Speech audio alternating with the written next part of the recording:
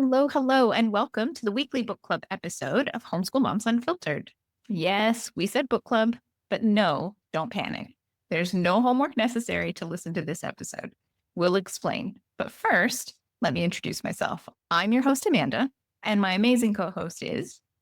Hello, I'm Meagan. Okay, so a podcast book club. How does it work? All right, so we read the book. You have the option to read the book. If you never read the book, we never judge. And either way, you can tune in and listen to us debrief on the book's content. Oftentimes, we've never read the book before, so sometimes we'll rave about the book and tell you that you absolutely have to have this title on your bookshelf. And other times, we have very few nice things to say about the book, and you won't have missed anything if you never read along. Yeah, so true. Yeah, it's a little awkward sometimes. I'm always like, I really hope that this author never stumbles across our podcast and listens to what we had to say about their book. But hey, at least people know they can count on us for honest feedback. It's true. We are not getting paid to say anything we don't believe in. All right. So when you tune into our episodes, here's what you can expect. We are a secular, progressive podcast. Yes, yes, yes. Secular and progressive do exist in the homeschool community. Here, we believe your body, your choice. The earth is in fact round. The moon landing was real. Black Lives Matter. Women's rights and trans rights are human rights, and really so much more. We could go on for a very long time, especially right now, about all the things that we believe. It's funny as an aside, right? Because when we come up with these intros for the podcast, the list just gets longer and longer and longer about, conspiracy theories that scream so not us and all this, right? And so it's funny because we host a Facebook group, and when people go to join, we look at all the groups they belong to, right? And so I'm looking and I'm like, oh, David Attenborough. Okay, this person believes in science. Taylor Swift. Oh, okay, this person didn't go ahead and burn Taylor Swift in effigy after she endorsed Kamala last year. Right? There's so many things in these groups that I'm like, oh no, people would be so triggered by this and that and whatever. And I'm like, okay, I think these might be our people. I think we're onto something here. Yeah, that's it. It's totally like a numbers game, okay, so how many of this type of group and how many of this type? An all lives matter group? No, thank you. It's just so funny, how long the list has gotten of things that are on the other side of the spectrum. And I'm like, whoo, the list is getting lengthy. All right, so this is our third and final week covering Amber O'Neal Johnston's new book, Soul School. You do not need to have listened to the prior 2 weeks of episodes in order for this one to make sense. You can find them in our episode queue, of course, but you'll have no problems following along if you want to stay here and then go back and listen to those first two later. Yeah, absolutely. So this is a great example of one of the books that we absolutely say you need to have on your bookshelf. We don't say that often. We have books we really enjoy. We have books we really recommend. But if you are interested in diversifying your homeschool environment, focusing on own voice content and decolonizing your bookshelf, you need this book. It is so good. So the first half is this masterfully written narrative by Amber that is it's just so well done. It's so moving. It's so incredible and so insightful and informative and written for all ages. I could go on, right? Us paraphrasing it just doesn't do it justice. The second half that we're going to be focusing on today is this super detailed, curated list, although list also doesn't do it justice, of books to incorporate into your homeschool life. So today we're going to be talking to you about how the second half of the book is formatted. We're going to give a couple very specific, detailed examples of how it works so that you know what you're getting into and why you really want this and why we think it's so awesome. Yeah, absolutely. So before we dive in, we do want to say a quick thank you to today's episode sponsor, Miss Devon's Video Game Universe, for generously supporting this content today. We are so excited to tell you more about their amazing programs just a little bit later in the episode. But for now, we're going to dive straight in. So at the beginning of this second half of the book, there's one little piece that I wanted to call out before we kind of start getting into the meat of the list that's so much more than a list. So if you're listening to us we're pretty sure that you understand the value of representation, of own voice books, etc. Even if you're just discovering these things and really just starting to understand the importance of incorporating all of this into your homeschool journey, because many of us weren't raised that way. And so that's Yeah. okay. We're all learning together.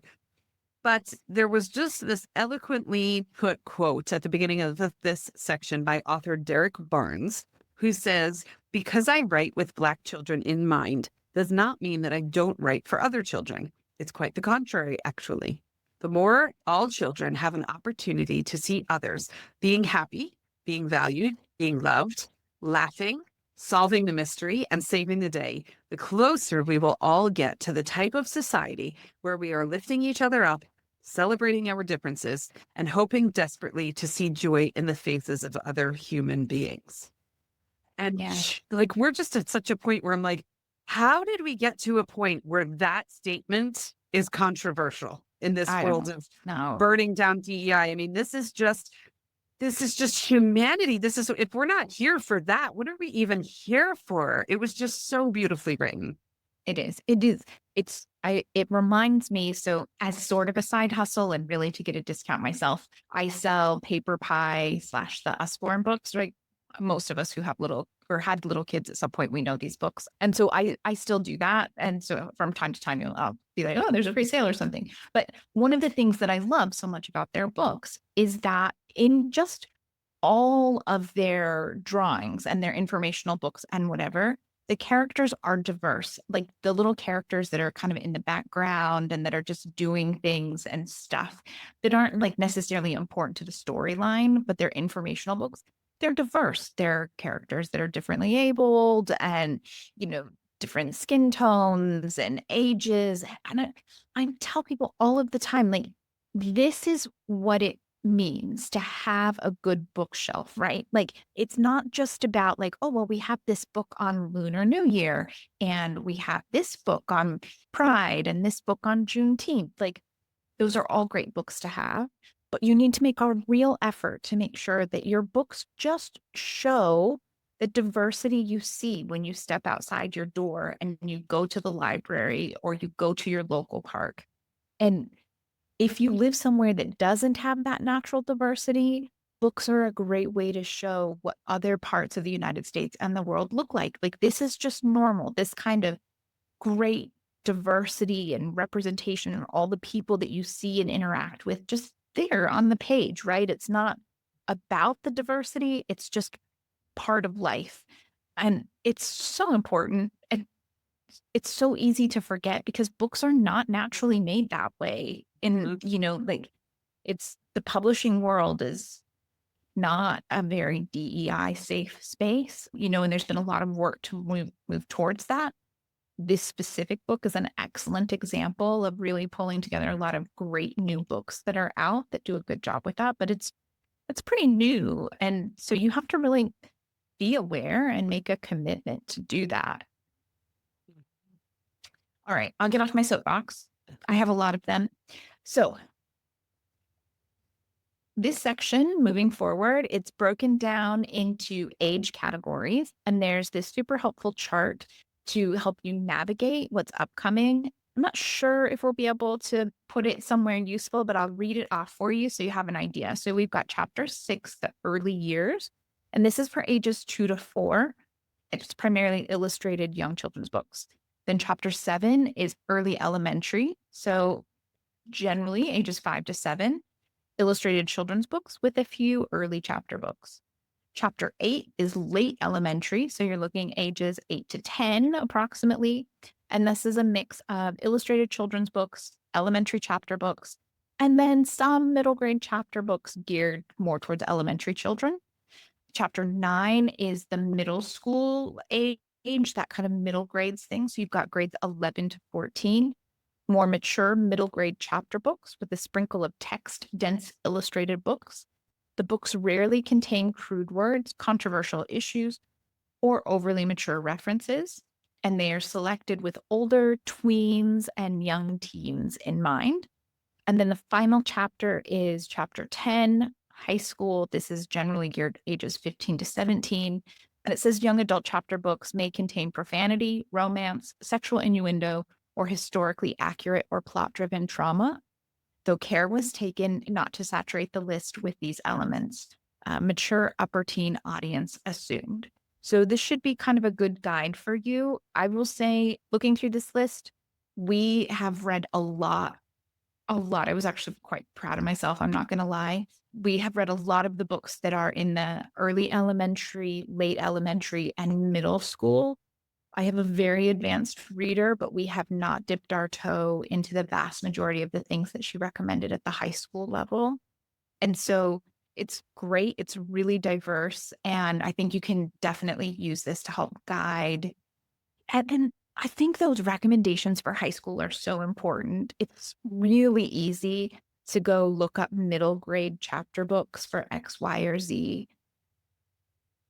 It gets so much harder once you're looking for older kids. Yeah, it really does. Amber's done a really good job of breaking these all down for us, which is awesome. Yeah, absolutely. All right. So we're going to give a couple examples. We're going to start off with a book from that first illustrated category. So the one we're going to do, and we're just going to read essentially what one of these looks like. There are, I don't know how many, more than 100. There are a ton of options in here, but we're going to just read a couple off so that you have a really good idea of what we're talking about and why we think this is so great. So the book that's recommended is called Black is a Rainbow Color. She gives who the author is and who the illustrator is. And then I think every book has a little quote that helps give you an idea of what you're talking about. So this one says, Black is a rhythm. Black is the blues. Black is sidewalking in spit-shined shoes. And she gives a little description. It says, in this unique story, a little girl thinks of all the pleasant things in her life that are black as she contemplates that black isn't a rainbow color. The poetic language is layered in meaning as the girl realizes that black isn't only a color, but also a culture, rich in history and experience. Very young children likely won't understand all the historical references baked into the story, but each listener will take what they can from the text while leaving an opening for further discussion and many rereads over time. With a song list, historical and cultural notes, 3 classic poems, and a timeline of Black, how do you say that word? Ethnonyms. Ethnonyms. Okay, so I should have clearly read this better and looked that word up. Timeline of Black ethnonyms in the back. Plenty is available for parents and teachers to learn and share with their children. There you go. Okay. An ethnonym, and I'm not sitting here like, how could you have not known this, Amanda? I'm looking it up as we speak. Okay. An ethnonym is a name applied to a given ethnic group. Ethnonyms can be divided into 2 categories. Exonyms, whose name of the ethnic group has been created by another group of people, and autonyms or endonyms, whose name is created and used by the ethnic group itself. Okay. Examples of ethnonyms. Examples of modern ethnonyms are American, Canadian, Navajo, Mennonite, and Mormon. Just as ethnicity itself is dynamic, so can ethnonyms change over time so that come to signify or point to a different group of people than they originally did. So this is just one of those things. Like, this is why we keep reading, and this is why we keep growing, and this is why we keep learning, because I did not know that. Yeah, there you go. Neither one of us knew. We've learned something new. You're going to learn a ton of new things here. This is, yeah. Yeah, it's amazing. Yeah. And this is why, so when we talked in the introduction about this being a list of books, this is what we're talking about with this list, right? The description that Amanda just gave. Now Amber goes on to say why I chose this book. So she says, I love how the author communicates that the color black is beautiful, while simultaneously celebrate that being black is beautiful without ever needing to state either concept overtly. Black is a color and a culture, and the age-appropriate treatment of this complex notion is nuanced and artistic, making it easy for young children to grow and understand it. Then she goes on to add thought starters. And again, this is what you get for every single book of the over 100 books that are here. You know exactly what you're getting into because she's given you so much meat here. So the thought starters here, if you're reading this book and you feel like you are in such foreign territory trying to explore Black history when it's maybe not something that is part of your education or part of your wheelhouse that you feel super confident approaching, here are some thought starters from Amber. Number one, what is your favorite thing that is the color black? Why is it your favorite? Number two, choose a bright color, red, orange, yellow, blue, or purple, and list everything that you can think of that is that same color. Number three, what's the difference between the color black and Black people? So she's giving you all of these tools to be able to introduce these resources in the most amazing possible way. Well, yeah. And honestly, I don't know how many times we see in our Facebook group people saying, I need something that's just open and go. I know, I know I can put it together. I know I can create my own thing, but I've got this going on or I've got that going on. I need a lesson that's just open and go. This is open and go. You can do more with it. You can go further with it, but you can get an amazing lesson out of this. It's like each one of these is a full lesson plan, probably a full week worth of studying and thinking and activities. Because after the thought starters, she has a section called Digging Deeper. So those examples are number one, grab your crayon and draw a picture of a scene that includes nice, happy things using your black crayon and other fun colors.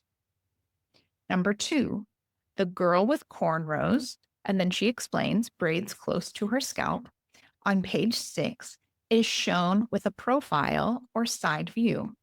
Draw or paint a self-portrait, which is a picture of yourself, profile, and includes some of the many things you enjoy doing in the background.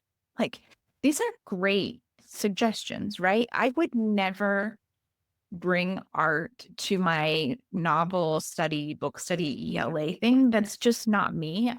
And so I think it's great that these prompts are here and, you can take whichever ones you want and you can leave whichever ones.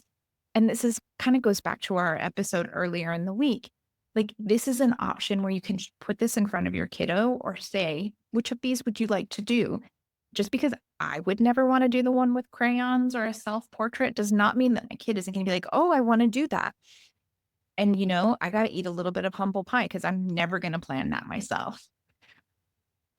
Yep. I'm listening to these and I'm like, I want to be a kid in Amber's homeschool, right? Like how much I can just picture myself like sitting at like a little round table and her being like, here's a piece of paper and some crayons. And I'd be like, oh my, this is the best day ever. Right. Like I want to be her kid at this point. It's amazing. Yeah. Right. And so then she has a third because I think almost all of them have three each. So the third one says on page 18, the mother or another family member shows the children some pictures in a photo album. We can assume these are family photos based on the author's words. Look through your family photos and ask an adult to tell you a few stories about the people in the pictures. If you don't have a family album, start one today. Take photos of yourself doing things you're good at and paste them onto paper. Leave room for an adult to help you write a little caption that describes the photos. Add to your album by including pictures of your loved ones. Now, there's another section too. She's going to give you even more. But I just want to say that one of the things that I love about this is she's got this in the section that's for 2 to 4-year-olds. And I'm sure it's because the illustrations are wonderful and there's not too much text on each page and all of that jazz. But if you added this book specifically to your home library, this is the kind of book that you could revisit every year and you're going to pull more out of it, right? You've got poetry in there. You've got all of these other things. You've got song lists. It says you could do so many different types of things. And your kids are going to pull out something new each year because they're going to know more and more about Black history. And so more of those references are going to make sense and they're going to connect with it. And it's like, yeah, I think what she's done here is really amazing. Yeah, because it said in the description, like younger learners might not get all of the historical context that's layered in there, but as you revisit it over the years, they'll pick up more of those things. I love the fact too that this is inclusive in such a way that hopefully, I mean, there's always an unique circumstances, but hopefully no child will walk away from this book feeling othered or excluded or different, right? It talks about the fact that a mother or another family member, if a child doesn't have a mother who is in their life, another family member is already listed there. So that child doesn't feel like, well, I can't do that. So I'm going to have to do something different. Or it talked about if you don't have a family photo album, maybe this is a child who has been displaced or something like that. Let's start one today then. It's okay. It's not a problem that you don't have a family photo album. There's allowances in here for all of these different life circumstances that with any luck, no child, I shouldn't say with any luck, with an incredible amount of thought and care that Amber put into the book, no child should really have an experience where they feel othered or excluded or poorly about their circumstance from the way this is written, which I love. Yeah. No, absolutely. Yeah. That's a bit of a personal thing for us as well. And so then I want to say, so every primary book that she lists has this entire thing.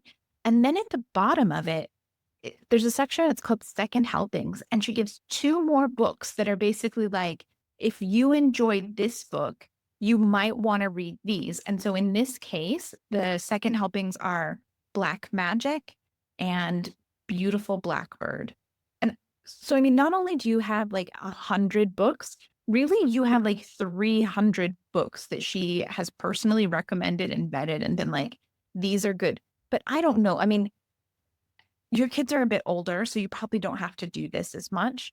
I manage our library, our online library reservation system for our home. So the number of times that I'm like, if my kid enjoyed this book, what else should they read? And then I'm going through the lists and then trying to reserve it from the library. Anything that makes my life easier, right? Yeah, I say that all the time. I'll see groups in Facebook groups, people will be like, my kid read this book and like devoured it. They couldn't get enough. They loved it. What are other books that are like that? And I'm like, listen, there's a lot going on in the world right now. I know we have Amazon blackout days where we're not shopping from Amazon and we're trying to support small business and we're trying to defund our billionaires and all of that other good stuff. But even if you're not buying from Amazon, their search engine is powerful in a way that is creepy, but a blessing, right? And so if you go in there and you put the book that your kid just loved, I scroll right down. Customers who also enjoyed this book also liked. And the first like 6 to 10 are usually pretty solid recommendations. It starts to get a little weird after that, but you can usually get some good ones. But Amber's already done the work for you and it's coming from a trusted source. So I'm like, this is amazing. So I don't even have to go to the evil Amazon for these recommendations. Yeah, exactly. Mm-hmm. Okay, so we want to replicate what we've just done for this young learner book for an older kiddo novel to really give you a feel of what the experience of this quote unquote list, this list of resources is like. But first, if you recall at the beginning of the episode, we let you know that we have a new sponsor for this week's episode, and we want to take a moment to tell you a little bit more about them because they're positively amazing. Miss Devon's Video Game Universe is an online community where kids can safely connect, play, and grow through their love of video games. Miss Devon herself has been featured on The Kelly Clarkson Show, which is totally freaking cool. Amanda and I are all about uplifting other people, and as two women doing our thing, we're like, we love celebrating the success of another woman. So go, Devon. Okay. Their program is dedicated to providing a welcoming space where young gamers can bond over their favorite games without the fear of interacting with strangers on the internet. We have all heard the Roblox creepy stories, have we not? No concern about that here. So their online video game social clubs give kids a place to share their passion for gaming in a safe and structured environment. Each meeting is led by one of their amazing video game teachers, and all of those teachers are lifelong gamers who are super passionate about gaming. But their session isn't just come together, play, have a good time, laugh a little, and then you're on your way. There are opportunities built into class to build self-confidence, develop friendships, and showcase their gaming in a setting that really values and celebrates their interests. Yeah. So Miss Devon's Video Game Universe offers engaging clubs and classes featuring popular titles like Minecraft, Fortnite, Pokemon, Mario, and Zelda. And so it's just really making sure that every gamer is going to find a place where they belong, right? Not all kids like all games. If your kiddo has one specific one that they really like, chances are she's going to have a class for it. And their mission goes beyond gaming too. So they offer these unique fantasy themed ELA curriculum classes that are tailored for upper elementary students. These classes, like, they really are perfect for kiddos who just love gaming, right? If they already like writing, they're going to be in heaven with these classes. But if they're not super enthusiastic writers, these classes are going to be that really comfortable, happy segue because they lean into an interest, right? And we all know the key to successful homeschooling is finding ways to use your kiddos' interests in their education and just threaded throughout what they're learning. Yeah, absolutely. So their classes are great. They really are unlike anything else that's out there. They're doing such an incredible job of blending the excitement of gaming with education. They're fostering creativity. There's critical thinking in there. There's a love of storytelling. It's just awesome all around. So at Miss Devon's Video Game Universe, they believe that gaming is more than just entertainment. It's a powerful tool for building connections, boosting confidence, and inspiring young minds. Yeah, so you can check out our show notes for a link to the class offerings in Miss Devon's Video Game Universe. She's been a guest here on our show, actually, talking about gaming and ways to use gaming in education. It was an awesome episode, so we'll go ahead and link that to give you some additional insight into her and what she's all about and how she runs her company and her classes. She really is just awesome. Yeah. And I shared in our episode earlier this week on a personal note, my kids absolutely love taking classes with everybody who's on their team. We can hear them all throughout the house laughing and just gregariously carrying on with other kids that they've made friends with in class. And they look forward to it every week. And I love knowing that they're in a safe and supportive environment, which one less thing for me to worry about. If you listen to the show, I worry about a lot of things. This I don't have to worry about, which is awesome for me. So yeah, check out our show notes. Find that link that's down there. Go on, pick a class. Your kiddos can come together with other gamers. They'll play, they'll learn, they'll be thriving. It's amazing. And Miss Devon has shared a coupon code with us for our listeners that you can punch this in when you check out on Outschool, and it will make the class only $1. So that coupon code is Devon Coupon 19. Devon's name is spelled DEVYN Coupon 19, all one word. And we'll put it in the show notes so you can just grab it and copy and paste it because we like easy solutions around here. Everybody's too busy to be doing too much lifting. So go ahead and do that. And we would love to hear about your experience. Come join our Facebook group. Let us know what you think. We can't wait for you to join in the fun.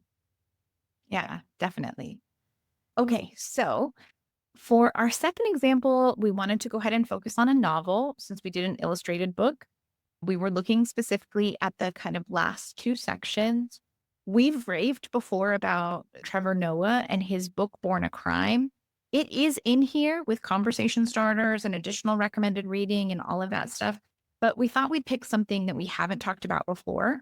Now, I'm going to say I also really considered trying to convince Meagan to use Tristan Strong, Punches a Hole in the Sky, for the book for this section, because I really loved how the author makes a point, or well, how Amber, the author of this book, makes a point of bringing up that that book is rooted in West African mythology and African American folklore. Like, I just, I it's I love this book. But ultimately, we ended up deciding to go with Amari and the Night Brothers because it's a good option if you or your kiddo liked Harry Potter, but you really want to avoid supporting good old JK.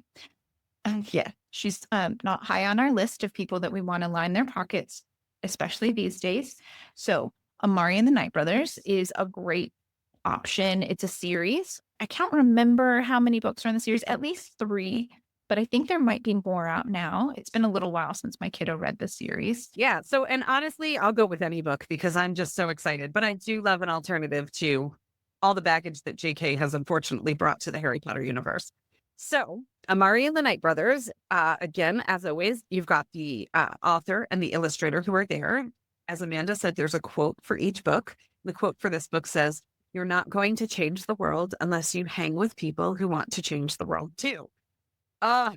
I love that. The number of times that I have had a guilt by association conversation with my kids is no Mhm. small thing. We've talked about that plenty. Who you hang Yes. with influences you for better or for worse. And I love a book that teaches that lesson. This is a magical fantasy book, the first in the series that follows 13-year-old Amari from her rich private school to a secret supernatural world where she learns she's an illegal magician. Labeled and rejected in both worlds, she learns to harness her powers, lean into friendship, and not let anything distract her from her ultimate goal, finding her missing brother Quentin before it's too late. Dun, dun, dun. I like it. Right. So fun. Okay. And so, yeah, then Amber goes on. Again, every book has this section, why I chose this book. She says, fantasy books with Black female protagonists have been nearly non existent for this age group, but things are beginning to change.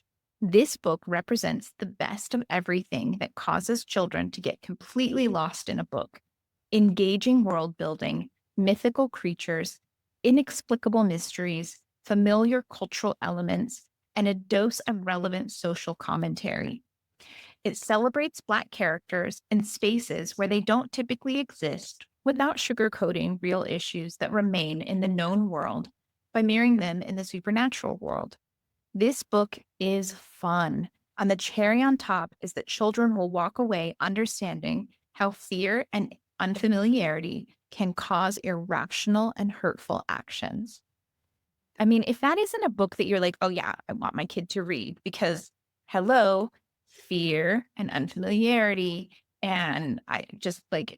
2025, 2025, yo. Well, and it reminded me in the part two where it talked about the main character not feeling fully comfortable in either of her worlds. It reminded me of the conversation that we had with Amber, where she said she asked her mom to hold two birthday parties because she never felt quite white enough in the white world or quite Black enough in the Black world. And so, even beyond the surface level, there's probably some really great subtext there, because if Amber's feeling that way, there's probably a great chance that there's other kids who are feeling that way, whether it's about their race, their religion, their family makeup, their gender identity, like whatever it might be. And that message will probably resonate with so many kids who just don't feel like they quite fit the puzzle piece wherever they are.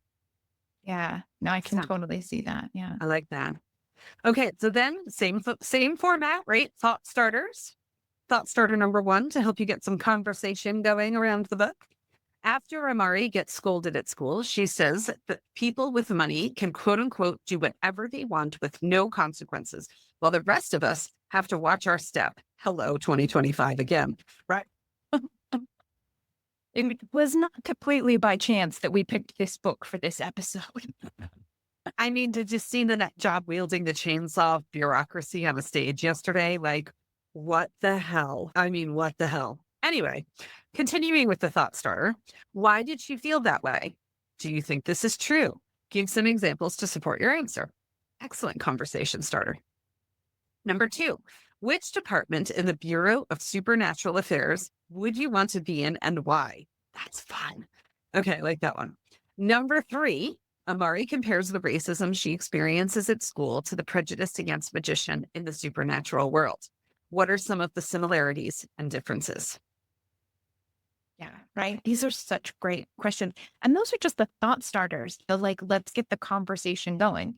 Okay, so then after that, she's got three options or three ideas for digging deeper.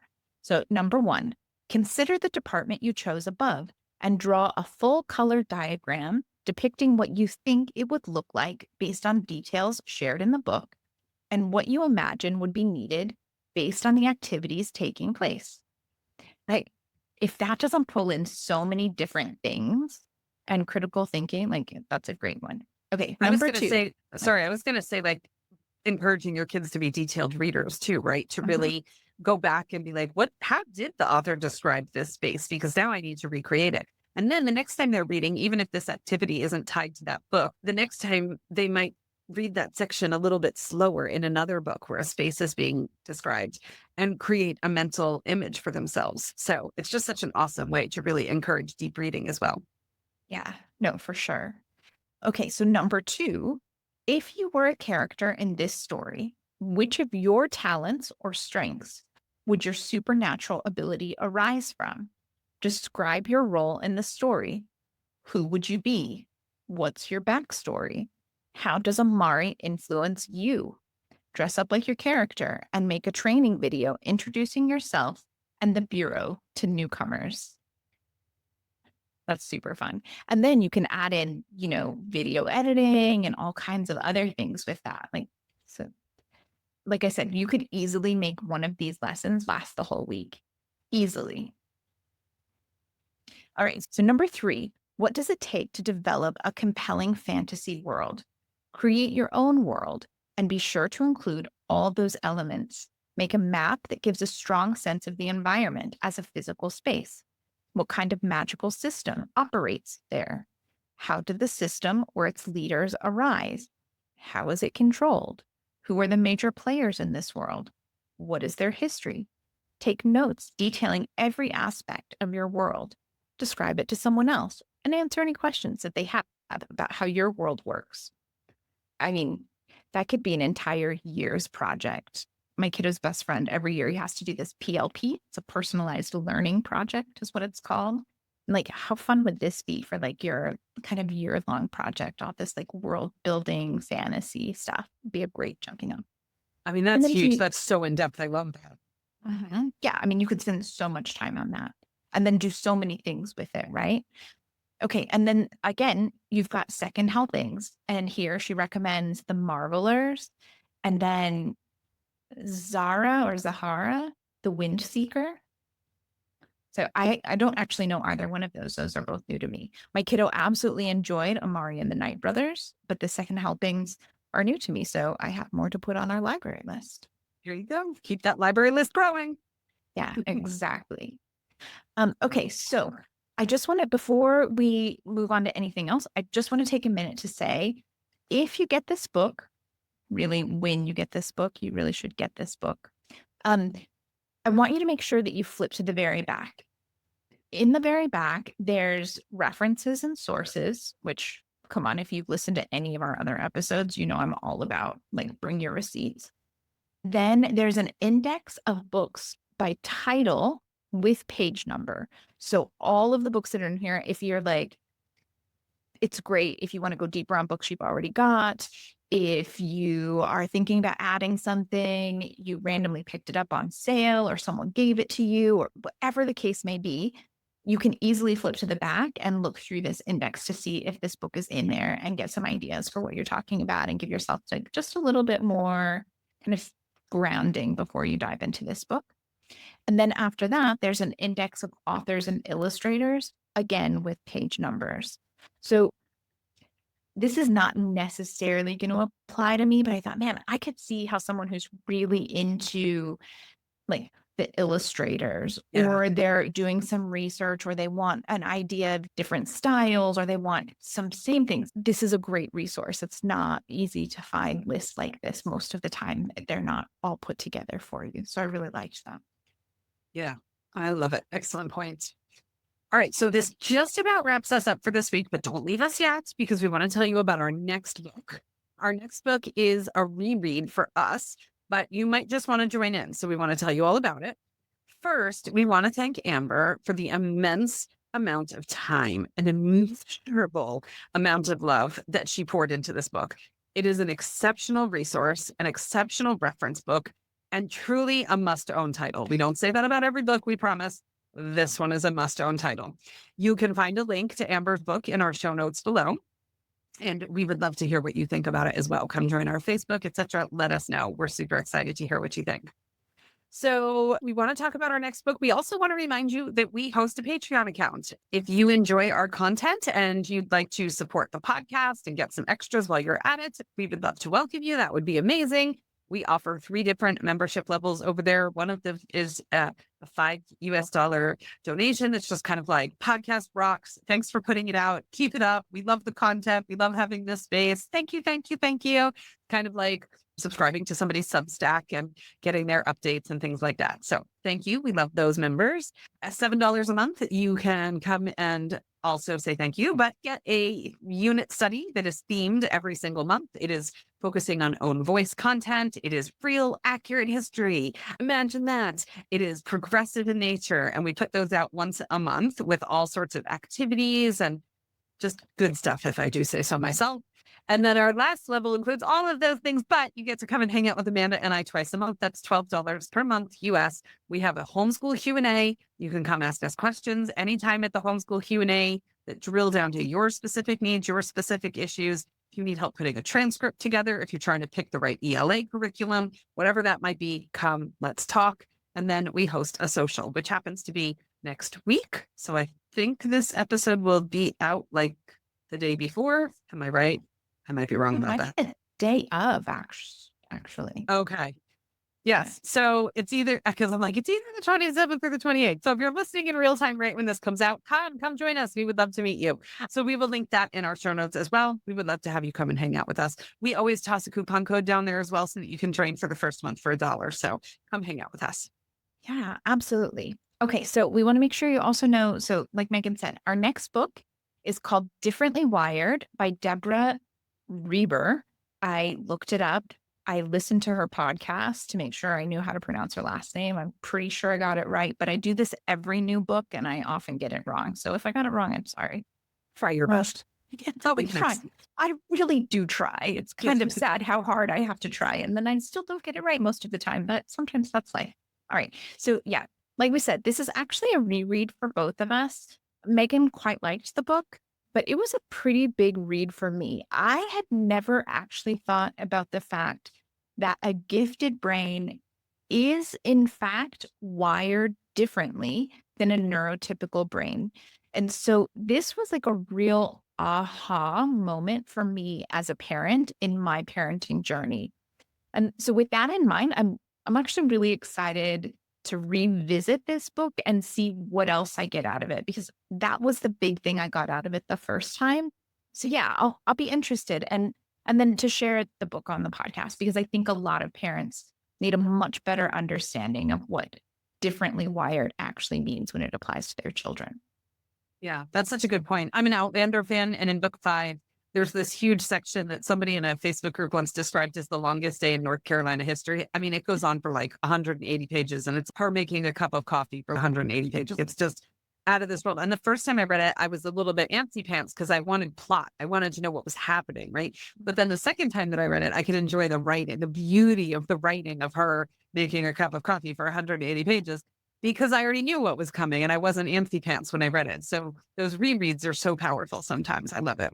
I'm excited to just reread this one. It's been 3 or 4 years since we read this book. We read it in another book club that Amanda and I were in, and it's been 3 or 4 years since we've read it. So, I know I've grown as a parent. My kids have evolved. I better understand neurodivergence now. So I think it'll be an entirely different experience coming to it and just seeing all of the content through a new lens and a new perspective. So I'm excited. So we will link that book in our show notes below as well. Truly, if you are parenting a neurodivergent kid, ADHD, dyslexia, autism, etc., gifted, as Amanda mentioned, this is a pretty epic read. It's a pretty good book. So we're super excited to start exploring that one with you next week. But in the meantime, thank you so much for joining us today. And we're excited to kick off a new book with you next week. Have a great day. Yeah, happy homeschooling.